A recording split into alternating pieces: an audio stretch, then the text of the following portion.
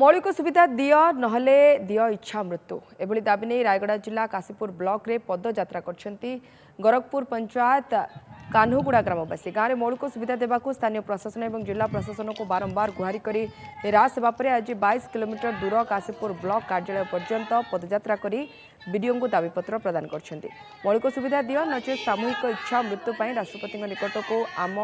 आवेदन पठाई दियो बोली ग्रामवासी दावी कर सहित आसंता जनवरी 26 ठारू काशीपुर ब्लॉक कार्यालय आगे धरना बसवाई अनुमति लोड़ी ए पदयात्रा गाँव छात्र छात्री आरंभ कर वयस्क पर्यंत समस्ते सामिल होते तेज ग्रामवासी अभियोग नहीं स्थानीय प्रशासन प्रतिक्रिया मिल पारना आमे आम मौलिक अधिकार मागे किंतु आसिकिना अध घंटे गोटे घंटा टी गलानी मैडम आमर आमको जीवाई भितर छाड़ू ना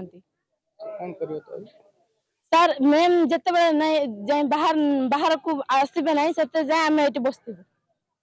आम आम मौलिक अधिकार नहले भी आम अधिकार नहीं कि आम स्कूल जीवा टाइम रे आमर असुविधा बहुत होची आम 5टा श्रेणी रे गुटे शिक्षक पढ़ाउछंती आम स्कूल गला बेले ब्रिज नहीं रास्ता नहीं तेणुक आम स्कूल बंद कर दउछु आमर स्कूल रे पढ़ापढ़ी मधे ठीक रे होनी 5टा दाबी नहीं वीडियो मैडम को 4 मास पूर्व लिखित भाव में देइथिलु जदि ए दाबीर समाधान जदि करा न जाए ताहले आमे सत्याग्रह रे बसिबु किंतु ताहा अणदेखा करा परे आमे दीर्घ 3 मास परे पुणी थरे एक दरखास्त देलु जोटा के आमे 18 तारिख रे देइथिलु जे आमे एटा सप्ताहटी भितरे जदि आर समाधान हेबो नै ताहले अहिंसा नीति रे गांधी मार्ग रे आमे सत्याग्रह रे वीडियो ब्लॉक ऑफिस सामना रे बसिबु जदि हमरो समस्या